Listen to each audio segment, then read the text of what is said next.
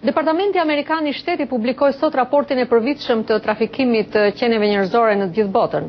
Raporti bën një përmbledhje të përpjekjeve të 170 vendeve të botës për të luftuar format më të rënda të këtij trafikimi. Shqipëria këtë vit është renditur në kategorinë e dytë në listën e vendeve nën vëzhgim, ndërsa Kosova është konsideruar si një rast i veçantë. Kolegja Bardha Shpuze Azari ndoqi konferencën gjatë së cilës u bë publik raporti dhe na sjell hollësi nga Departamenti i Shtetit.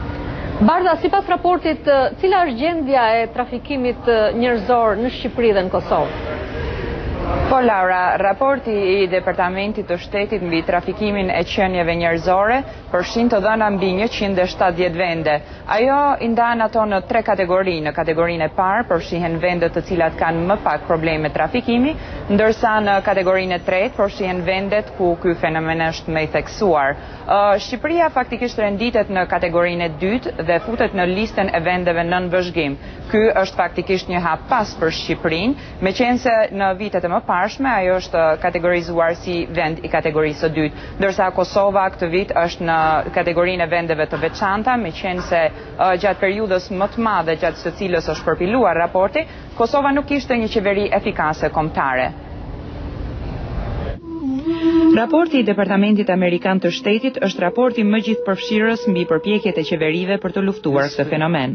Përfundimet e raportit shërbejnë për rritjen e ndërgjegjësimit global të kësaj forme skllavërie të kohëve moderne. Sipas raportit, Shqipëria ka shënuar një hap pas në përpjekjet për luftën kundër trafikimit të qenieve njerëzore, duke rënë në nivelin e vitit 2002. Për 6 vjet me radhë, Shqipëria renditet në kategorinë e dytë, ndërsa këtë vit është përfshirë në listën e vendeve nën vëzhgim të kategorisë së dytë. Shqipëria, thot raporti, është vend burimi për gratë dhe vajzat e trafikuara për shfrytëzim seksual si jashtë ashtu edhe brenda vendit dhe ka vështirësi të mëdha në kontrollimin e kufive dhe qarkullimit të njerëzve. Megjithatë, tani Shqipëria nuk konsiderohet më si vend kryesor tranziti dhe as destinacioni. Rreth gjysma e viktimave të trafikuara shqiptare janë nën moshën 18 vjeç. Raporti vë në dukje se trafikimi i grave dhe fëmijëve për shfrytëzim seksual brenda vendit është në rritje. Qeveria shqiptare nuk ka dhënë prova bindëse rreth përparimit të përpjekjeve të forcave të rendit në luftën kundër trafikimit të qenieve njerëzore në vitin 2007. Një nga dobësi që vë në dukje raporti është mungesa e trajnimit të njësive të antitrafikut. Sipas raportit të Departamentit të Shtetit, qeveria shqiptare po ashtu nuk ka arritur të përmbush plotësisht standardet minimale për eliminimin e trafikimit gjatë vitit të kaluar.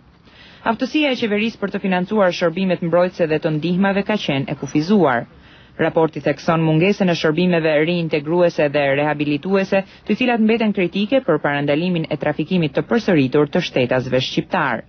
Qeveria shqiptare, thot raporti, ka zbatuar disa veprimtari parandaluese kundër trafikimit, por ka lejuar që plan veprimit të antitrafikut t'i kalojë afati pa e rimiratuar atë. Ministria e Brendshme e Shqipërisë, sot raporti ka marrë përsipër financimin e linjës së hapur telefonike për viktimat apo ato që rrezikohen nga trafikimi. Ministria e Arsimit ndërkohë ka përfshirë në programin e vet arsimor rritjen e ndërgjegjësimit të nxënësve në shkolla. Megjithatë, Shqipëria ende vazhdon të mbështetet tek organizatat jo qeveritare dhe bashkëpunimi me ta është përmirësuar gjatë vitit të fundit. Ndërsa për Kosovën, raporti thotë se ky vend është burim pikë tranziti si dhe vend destinacioni për gratë dhe fëmijët e trafikuar, si nga jashtë ashtu edhe brenda vendit për qëllime shfrytëzimi seksual komercial. Kosova është konsideruar këtë vit si rast i veçantë nga raporti për shkak të mungesës së një qeverie efikase kombëtare. Njoftimet nga Kosova ngrej shqetësimin se fëmijët janë ato që po detyrohen nga prindërit për të lypur rrugëve duke hapur kështu mundësinë e trafikimit. Edhe në Kosovë, ashtu si në Shqipëri, vihet re një rritje domethënëse e numrit të viktimave të trafikuara brenda vendit.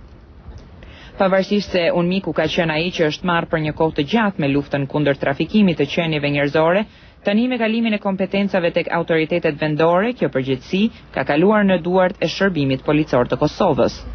Në Kosovë, qeveria vendore, UNMIK dhe organizatat ndërkombëtare dhe jo qeveritare kanë përgatitur së bashku procedura standarde veprimi në mbrojtje dhe në ndihmë të viktimave të trafikimit.